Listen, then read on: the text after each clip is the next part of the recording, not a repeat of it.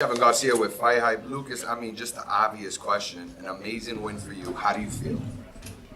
I feel good. I knew it was only a matter of time before I get him.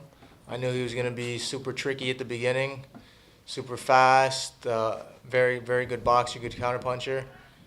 But I knew second half of the fight, his head's going to be in the middle, and I'm going to catch him. And I did exactly what I thought I was going to do. Can you talk to us, about the knockout and how you saw it, especially, in the fight and then maybe even after looking back at it? Yeah, like I said, I expected that. I expected it. I mean, I didn't start off good. My legs were like in quicksand. But I took this fight on 3.5 weeks notice, and I didn't have the best preparation for it. But I knew that this was my opportunity, so I took it. No doubt. And look, obviously we heard you in the ring. Right away, right after your victory, it seems like you got a response. Kid Austin's calling for that fight in November. Can you talk to us about your desire in your next fight? Do you want to see Kid Austin? Could it be an H2O rematch? Anything's possible at this point. I mean, I'm open to anything. We'll see what happens in the next few weeks. But yeah, like I said, I'm open for anything. Yeah, I want Kid Austin on that Mike Tyson, Jake Paul undercard. Sure, let's do it.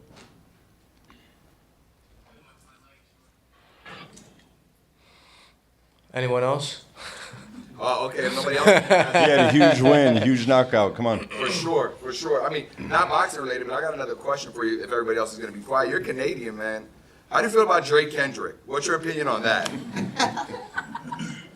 To be honest, I don't pay attention to any of that. I don't even know what's going on. I know they're chirping each other and making these diss songs, but I don't pay attention to that. What does it mean for you to get a win like that in front of a crowd like that? To have that kind of moment? I mean, this kind of shows what I'm about.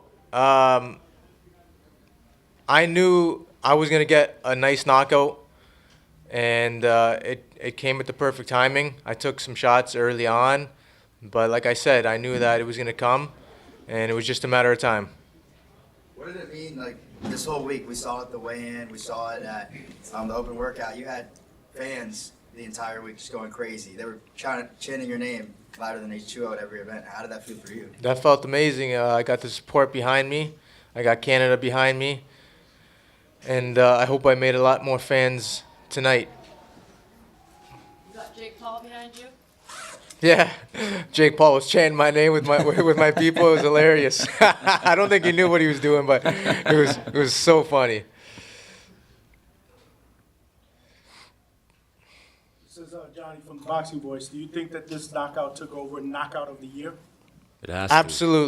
Absolutely. Who's gonna top that? Nothing's going to get close to that. I have to agree. Sign him.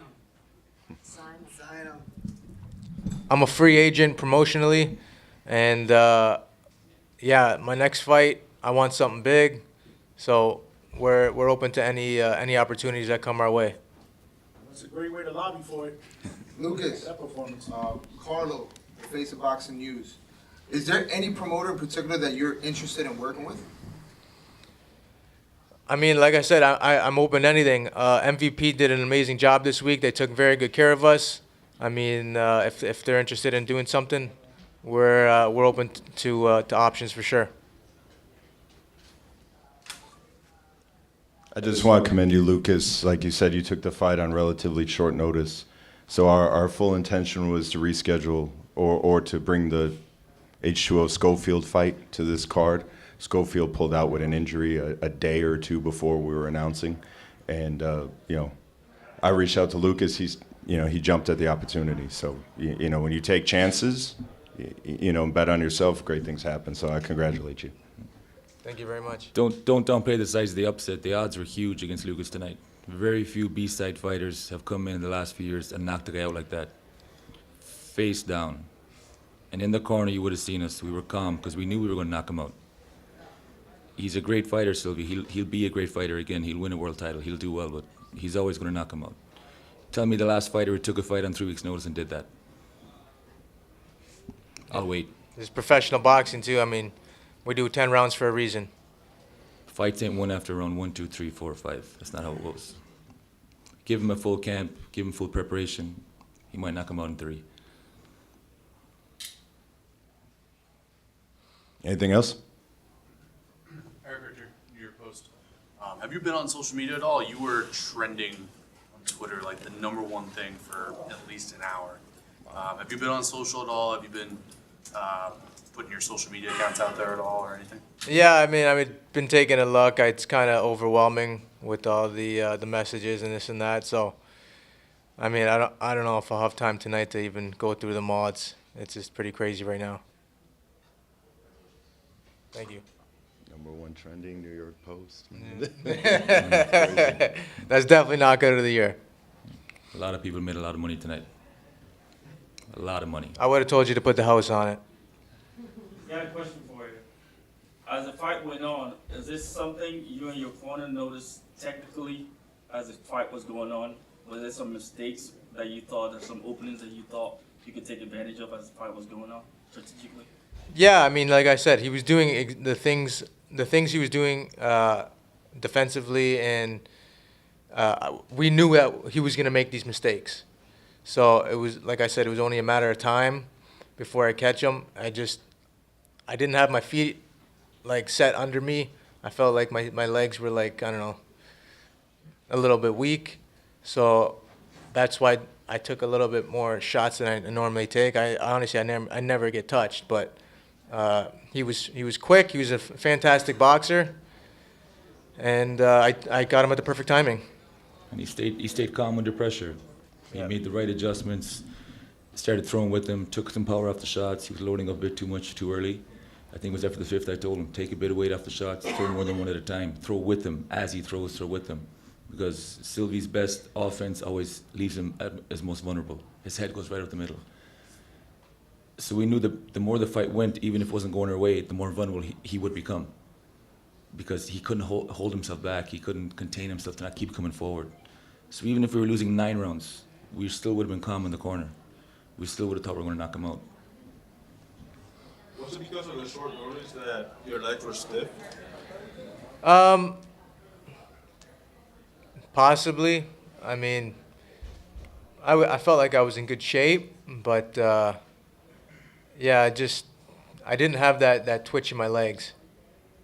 Is this the first time it's happened, or?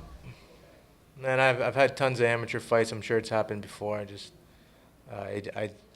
Yeah, like I said, I didn't have a complete camp, so I got good sparring, but maybe we would have done something different if we had more time. Any last questions? One last one. Back. That was arguably the best 4-punch combination of the night on the knockout. When you hit him with that 3rd punch, did you know he was out? Yeah, just the way I caught his chin, I knew that he was not getting up. I mean, you could tell by my reaction. I was happy he was okay afterwards, because he's actually a really nice kid, and I got a lot of respect for him. Well, Yahoo Sports has got you down for knockout of the year. I know we discussed it a few minutes ago, but it's all over, like you said, social media and big sports out there. So, man, That's awesome. you got big running right now. That was awesome. probably the best 4-punch combination of the last 10 years. Each one landed clean and hard. Thank you, guys. Appreciate you. Thank you very much.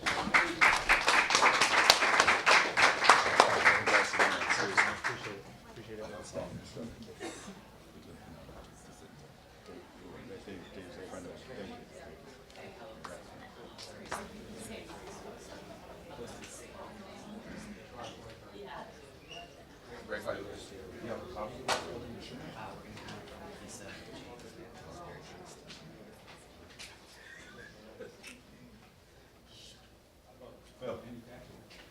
Congrats, man.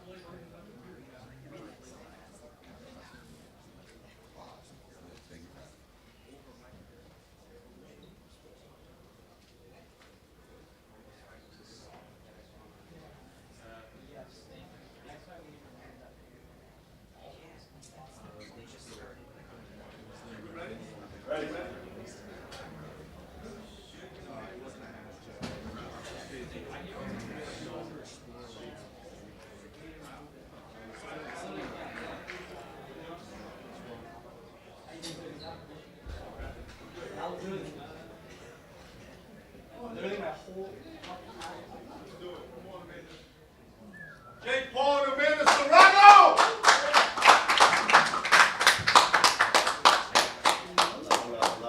Jay, take the middle, bro.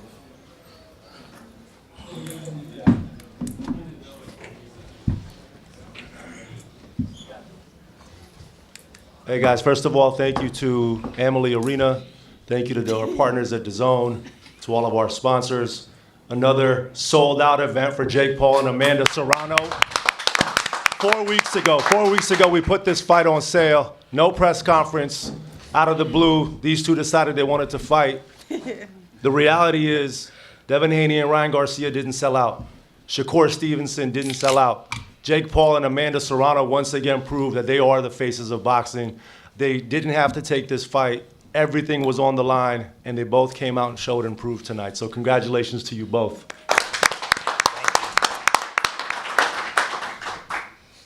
Let's go ahead with questions. Jake, was it pretty much the way you thought? I know you thought you would knock him out early, but you did say he was a brawler. You knew he was tough, but in the end, your boxing skills would win out. You knocked him down. So now that you look at it, was it pretty much like you kind of thought? A little bit different. I truly believed I would put him out in the first round, but man, that guy is tough. He took damage like no one really I've ever seen before, and I knew if I didn't get him out of there in the first round that it would happen later on in the fight. So I was mentally prepared for both, but I just believe in my power so much. I put him down in the first round, but he just kept coming. So respect to Mike Perry. That's why he's the king of violence, former king of violence. I'm the new king of violence, but respect to him. So, Nikisa and Jace were both of you, and Amanda. We talked the other day, and you were saying you expected around 15,000. You sold out that quick. Just what are your initial thoughts just after all that? I think just, it shows the draw that Jake has, that Amanda has, and the disruptive nature of our company. We ended up with over 17,500. And, honestly, it's just a testament to the popularity of this man and that woman, these two athletes. And now they're on to facing Mike Tyson and Katie Taylor in what I believe will be the biggest fight since the Muhammad Ali days. Nothing bigger.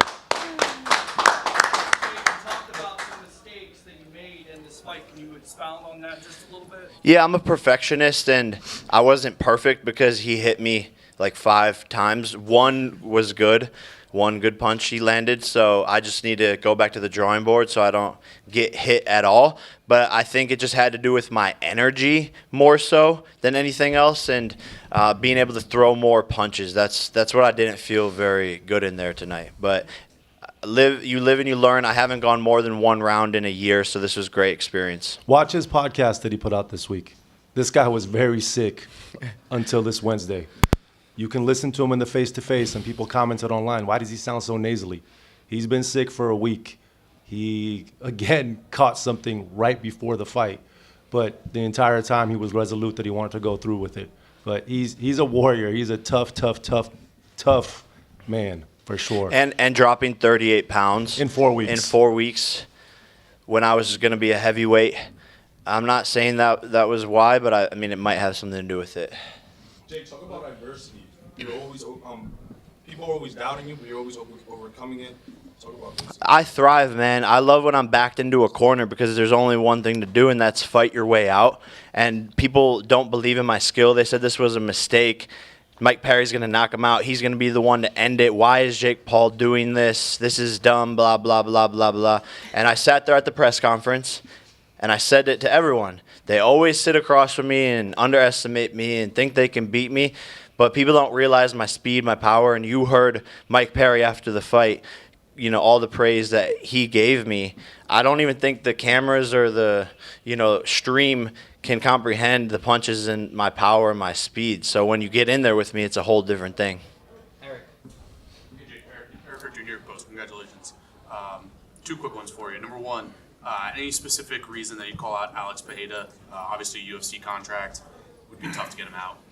Yeah, no, I mean, I want everybody. I love this sport. And, he's tweeted about wanting to go into boxing. We got him on the FaceTime right there in the ring. And I said, yo, can you get out of your contract? If he can get out of his contract, then let's run it. And so when I asked him that, he had a pause. He, looked at his manager. you know, these guys aren't their own bosses. So I want all the smoke, but at the end of the day, will Dana let him out? That's too big of a risk if I could embarrass his #1 praised fighter right now. But I want all the smoke. I want all the MMA guys, and I've beaten all of them. Who's next? He's the king right now of the UFC, so I want him. I'm going to decapitate him and dethrone him. And just to be clear, right, it was Anthony Joshua that said Pereira should enter the boxing ring. Pereira said, I'm honored, I would love to. Who should I fight?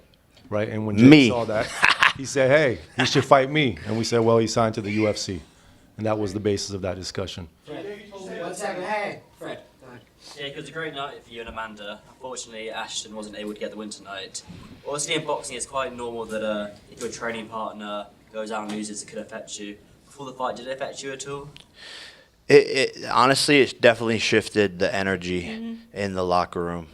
And it was just scary, and I love that kid, so it did affect us, and we had to kind of, you know, say a quick little prayer for him and then refocus. But it is really weird to experience that.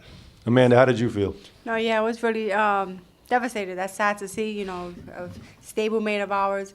But we just have to go out there and stay focused and hope the best for us. And I get extremely nervous when he fights, when Jake fights, anyone on the team fights. So, I mean, it's pretty sad. But this is the moment that's the most important in H2O's career, right? He took a big loss tonight, and now he's going to have to internalize that. They've already reached out to us and said they want the rematch in November on Netflix. We're going to let them take some time to think through their next steps. But I have no doubt that he's going to come back stronger, just like Jake did when he took a split decision loss to Tommy Fury and came back and did it bigger and bigger and bigger. H2O is going to do the same thing. One more, Fred. Question for you, Jake. We've seen your skills in the boxing ring. I guess now we'll see even more of your skills as a promoter. How do you look to kind of guide Ashton after a loss like that? Yeah, I mean, he could just look at what I did, you know, and just come back stronger, double down. That's a lesson for everyone out there is when you take losses in life, you double down, you go back to the drawing board, and you keep going. You only lose when you quit, and that's a Mike Tyson quote. Just talked about Tyson. I mean, obviously he's a legend, but considering what you did tonight, should a 53-year-old really be getting in the ring with you, do you think?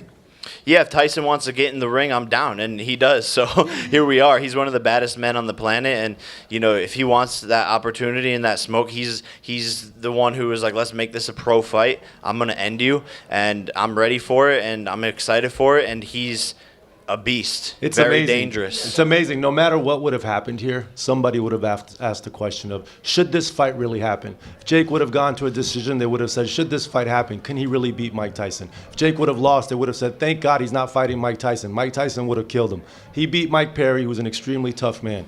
He's not as tough as Mike Tyson, and he's certainly not as skilled as Mike Tyson in the boxing ring. No, he's not. Yeah, you don't even know. No, he's not. You don't even know his age, to Next be honest. question. Anybody have any questions for Amanda? I was going to say, Amanda, the crowd was electric for you tonight. Over a year since your last fight. How'd that feel just to be back out there and just feel that energy? Oh, it's truly amazing. I feed off of that energy. 50th fight. Yeah, my 50th fight, 31st knockout. TKO, 50th fight. No, super exciting. I love fighting in front of a big audience. Thanks to Jake, all the big fights, and I just feed off of that. And I just love giving the fans a real good fight. You know, I'll take one to give two hard ones with my punches. So She talks so much smack, and then you just Jake, smack. There's levels to this. I know.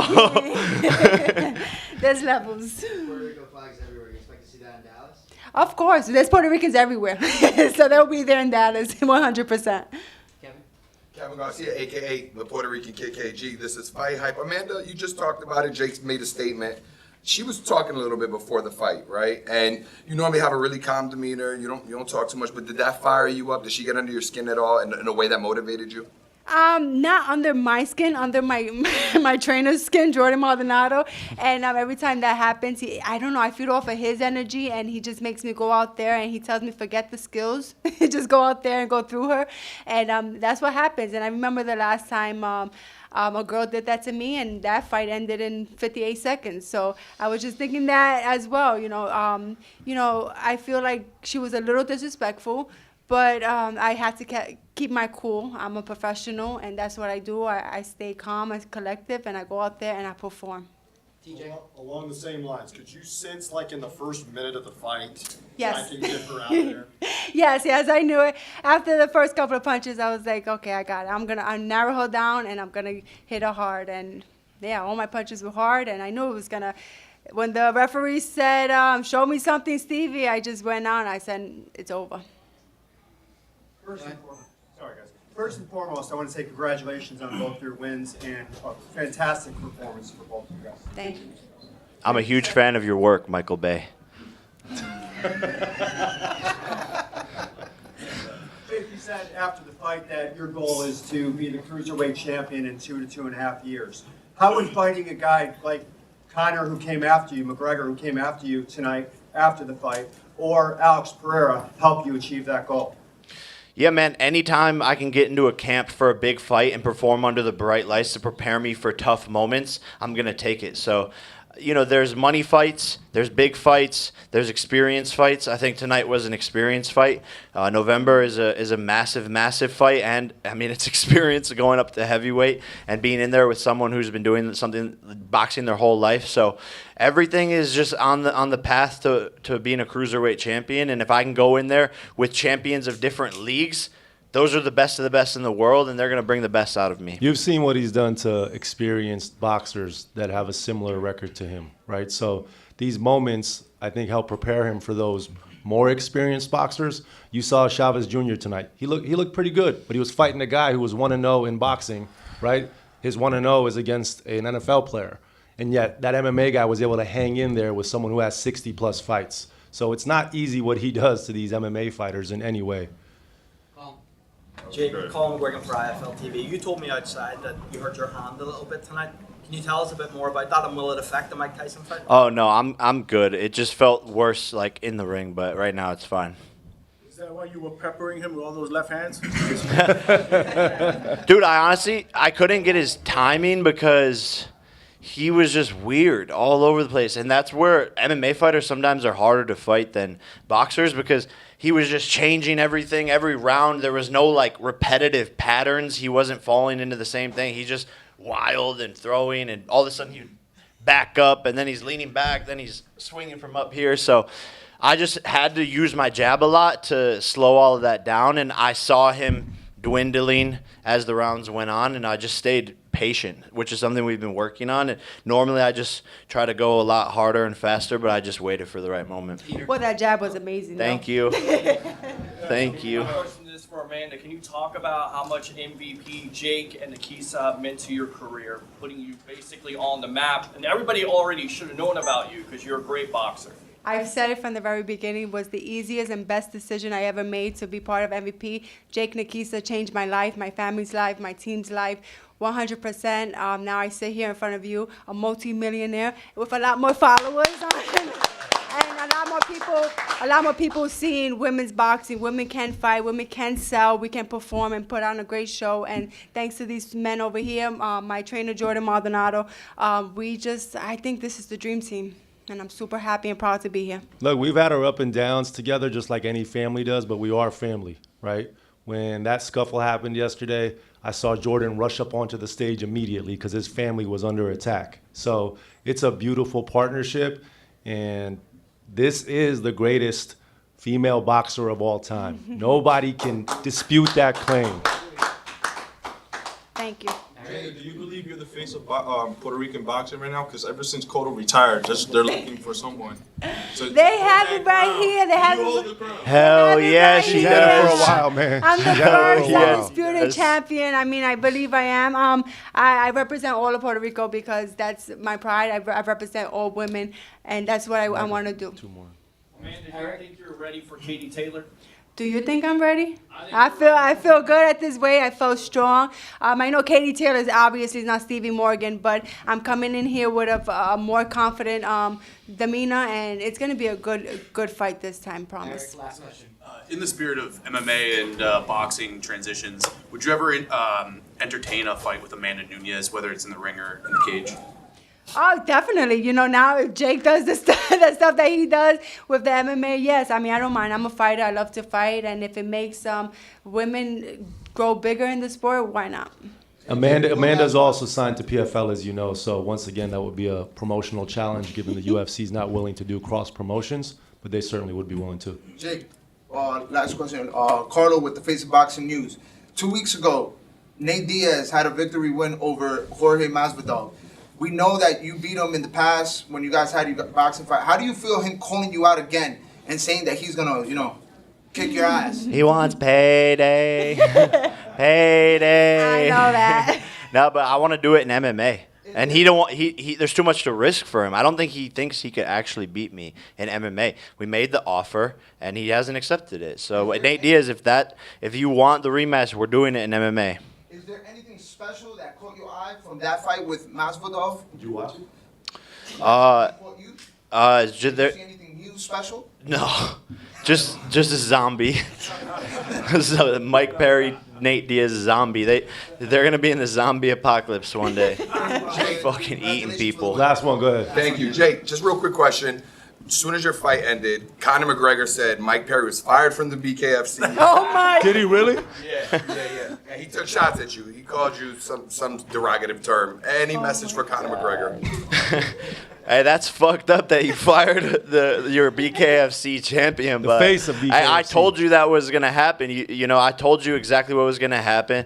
He was big upping his boy Mike Perry. I said, okay, Conor, like after I fuck up Mike Perry, then you're next. So Conor's on Twitter all the time. He's on his yacht all the time. But guess where he's not? In the ring fighting me. So he can talk all the fuck he wants. But the notorious MMA is scared of Jake Joseph Paul from Disney Channel. And I put that on my mama. Thank you, everybody. Thank you to the media for all the support. Thank you for coming out to Tampa in the middle of the summer. We love you guys. Thank you. You want it? There you go. I'm gonna give it to my nephew. Yo, sign it for me. Yeah, I got you. I don't know, I got a Sharpie. It's for a 5-year-old kid. That's fire, bro. I was trying to hear you too. I was trying to listen to what you were saying. Your left jab was Thank insane. you so much. I need to watch it back. It was, he ate like 50 straight to the